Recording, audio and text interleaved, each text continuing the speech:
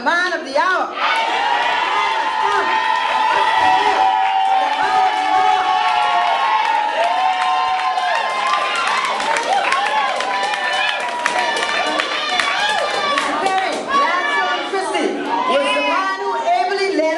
In 2002, Mr. Perry Gladstone Christie is fulfilling his mandate, brought hope to the payment.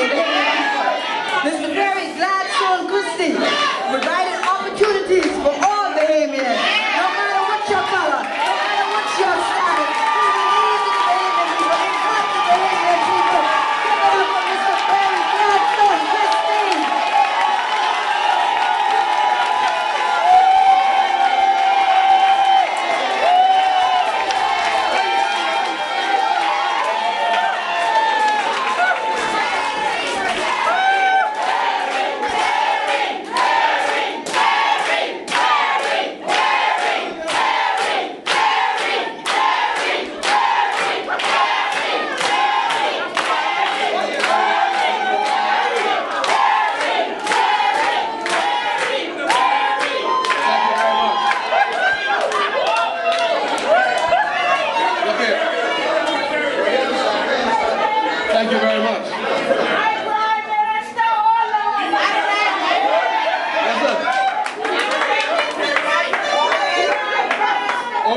So much red meat.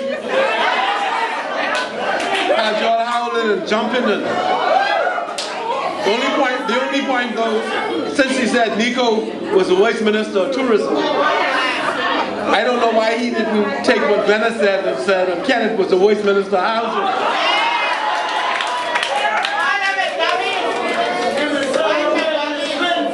But you know, as I sat here this evening listening,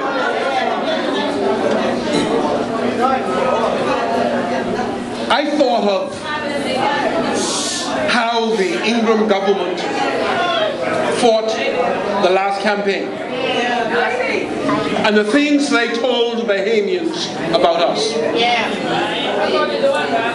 And as Obi indicated, when things are going bad for a government, particularly this government here, they do the same thing that John McCain tried to do to Barack Obama.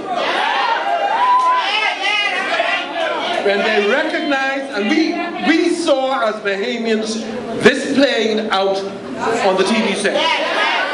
When things were going bad, you saw them create all sorts of issues about Barack Obama to try to deflect attention from the real issue of the economy.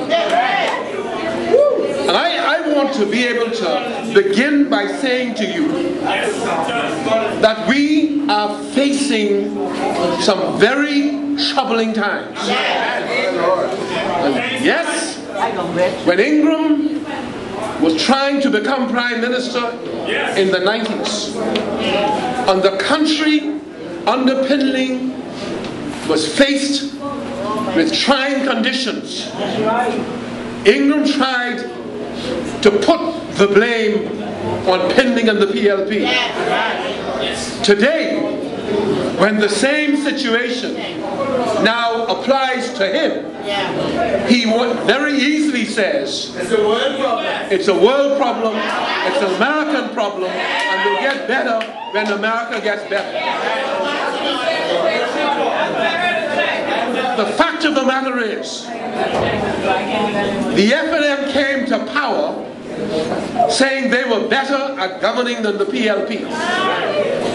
Up to this point, some 18 months after they started, they have proven to be miserable in their failure. They have failed. They have failed, and they have failed big time. What have they done?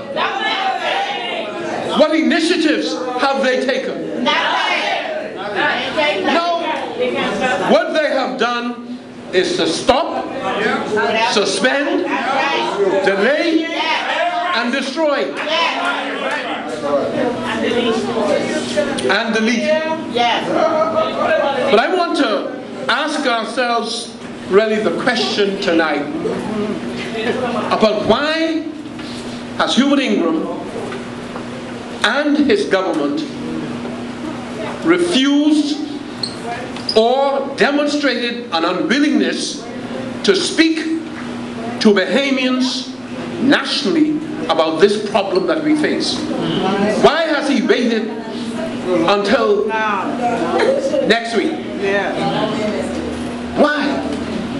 Why, when Bahamians are faced with this calamitous set of circumstances, have we not heard reassurances from our government? Now, it's important for you to know that this is some really serious times.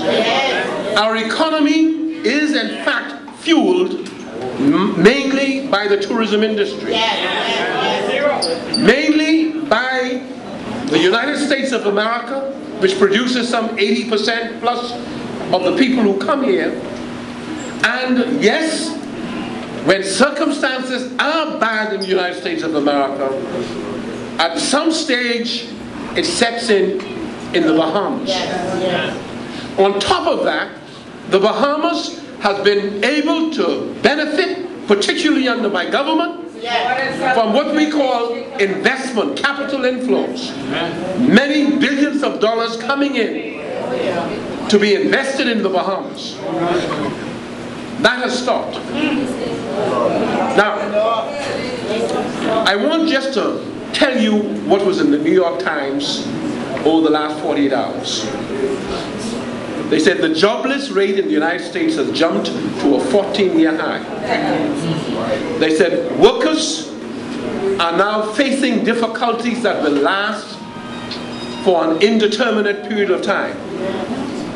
It says 240,000 jobs were lost or disappeared in October of this year. This is the United States. Now over 1.2 million for the year. Listen to these things happening in the United States of America. When it comes down to long-term prospects and short-term prospects, it says that the economists are saying they see no short-term prospects. What does that mean for the Bahamas? Who will prepare us for what that means? We have an assessment made by a rating agency called Moody's. One of Moody's economists said in the last 48 hours, and this is an alarming situation for our country, and I quote, "The economy's long-term underlying growth prospects have been reduced, not forever." They're talking about the United States now. Not forever, but maybe for 5 to 10 years. We are just not going to see the same sort of entrepreneurial spirit needed to generate those strong productivity gains. People have been so chastened and that they are so fearful that they're going to take no new risks for quite some time before the psyche is healed. That's where I want to begin.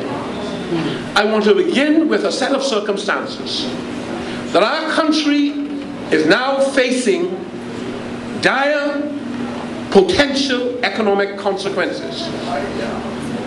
The question is, given the kind of country we have, America, through Bush or Obama, could extend unemployment benefits which are regulated, which exist. We have to use social services.